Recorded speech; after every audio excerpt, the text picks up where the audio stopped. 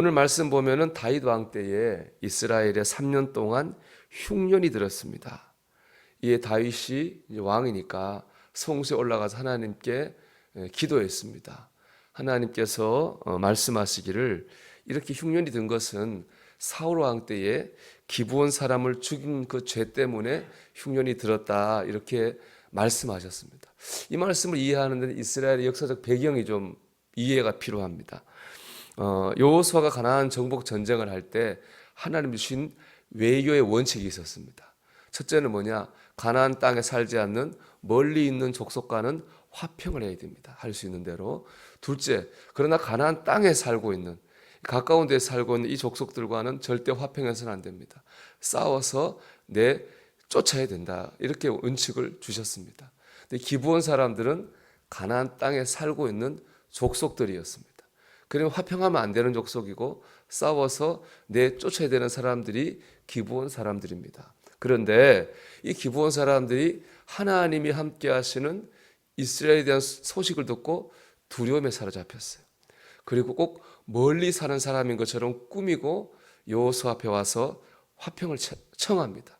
멀리서 온 것처럼 신발도 다 떨어진 신발 신고 옷도 다 떨어진 옷 입고 저기 멀리 사는 것처럼 하고 와서 우리가 저기 멀리 살고 있는 사람들인데 우리와 화평해 주십시오, 얘기해요.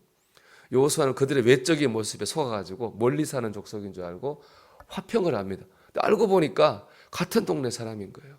어떻게 합니까? 하나님 앞에 화평하기로 맹세를 했으니까 그건 죽이지, 약속은 약속이니까 화평을 합니다. 그것도 또 이제 의도가 하나님을 두려워하는 마음으로 했기 때문에 좋게 받아들이고 기브온 사람과 화평합니다. 그리고 기브온 사람 내쫓지 않고 이스라엘의 영역 안에 살게 했습니다. 근데 시간이 지나가지고 사울 왕이 자기의 종족을 시켜가지고 그 기브온 사람을 맹세를 깨고 이스라엘 땅에서 쫓았어요. 나가지 않는 기브온 사람들은 학살했습니다. 아마 하나님의 땅에서 이방인이 살면 안 된다고 하는 그런 편협한 민족주의적 사고 때문에 그랬겠죠. 결국에 그때 그 사울 왕이 맹세를 깨고 기브온 사람을 죽인 것 때문에 3년 동안 이스라엘에 흉년이 들었다는 거예요.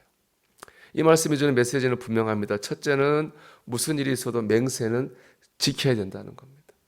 고대의 맹세는 사람과 사람과 약속이 아닙니다. 하나님을 증인으로 늘 했어요. 그렇기 때문에 고대의 맹세는 하나님과의 약속입니다. 하나님과의 약속은 지켜야 됩니다. 약속을 지키지 않는 것은 상대방을 무시하는 것이죠. 하나님과 약속을 깨는 것도 하나님을 무시하는 겁니다.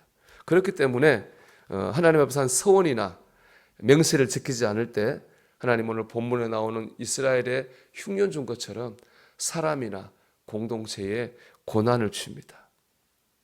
여러분, 하나님 앞에 서원하거나 맹세하신 일이 있습니까? 꼭 지키시기를 바랍니다. 약속을 지키지 않으면 고난을 받습니다. 반대로 힘들어도 그 서원이나 맹세를 지키려고 할 때 그의 삶이 존귀해집니다.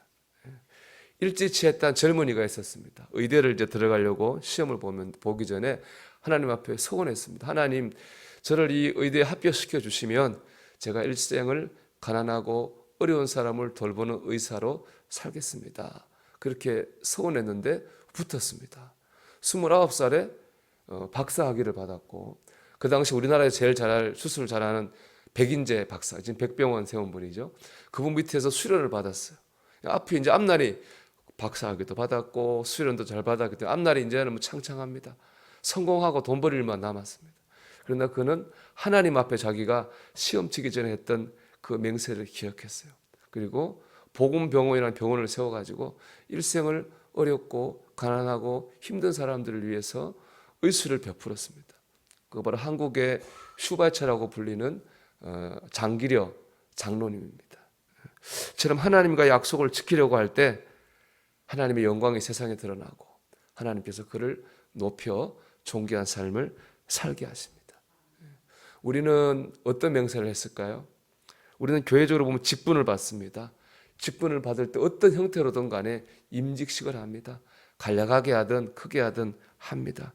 임직식이라고 하는 걸 내용을 보면은 하나님 앞에 내가 이런 하나님의 단지 교인이 아니라 하나님의 일꾼으로 살겠다고 하는 서약이고 맹서가 임직식입니다. 그렇기 때문에 우리는 내가 어디 있든지 간에 목사요, 장로요, 권사요, 집사라고 하는 이 의식을 가지고 살아야 됩니다. 그게 맹세를 지키는 거죠. 그럴 때 하나님의 영광이 드러나고 하나님께 우리를 높여서 존귀하게 만들어 주십니다. 여러분, 우리가 오늘 하루 어디 있든지 간에 우리가 하나님의 일꾼이라고 하는 우리 이 맹세, 그렇게 살겠다고 맹세하지 않았습니까? 그 맹세를 가지고 나가게 될 때에 하나님께서 분명히 우리를 높이시고 그 서약을 지킬 힘과 능력도 주실 줄로 믿습니다. 두 번째로 오늘 말씀드리는 메시지는요, 축복을 물려줘야 됩니다. 오늘 말씀 보면 죄를 지은 건 사울이에요.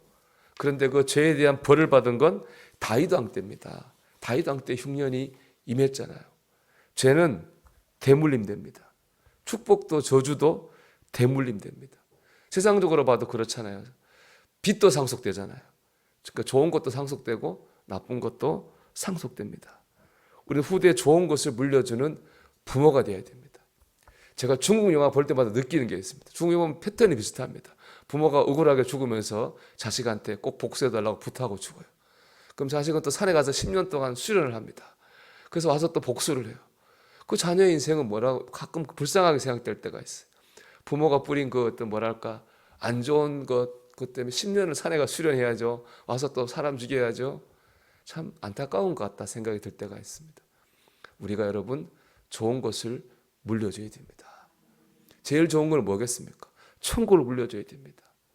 나는 천국 가고 자녀는 지옥 가고 있을 수 없는 일입니다. 우리 천국을 물려줘야 됩니다. 좋은 믿음을 물려줘야 됩니다. 이건 단지 부모 자식과의 관계를 뛰어넘는 문제입니다. 사울과 다윗이 부모 자식은 아니잖아요. 믿음의 선대로서 다음 세대에게 우리가 좋은 믿음을 물려줘야 되겠다고 하는 것은 우리가 가진 너무 귀한 사명입니다. 사실 생각해 보면 우리는 믿음의 선배들에게 순수하고 뜨거운 신앙을 많이 물려받았습니다. 우리가 그런 신앙을 지금 전해주고 있는가라고 하는 질문을 해야 됩니다. 한국 교회가 뭐 이렇다 어렵다 말하지만은 결국에 그건 다른 데서 이유를 찾을 게 아니라 우리 자신에게 전 찾아야 된다고 생각합니다. 우리가 좀 더 순수하고 좀 더 뜨겁고 진실한 신앙을 물려줄 수만 있다면은 한국 교회는 분명히 더 좋아지고 하나님께 쓰임 받는 교회가 될 줄로 믿습니다. 그런 말 있잖아요. 내 발자국은 뒤에 온 사람들에게 이정표가 될 수 있다. 우리가 오늘 하루 우리의 자녀들에게 우리 믿음의 다음 세대들에게 좋은 것을 물려줘야지 그런 선한 마음을 가지고 살아갈 수 있게 되기를 주의 이름으로 축원합니다.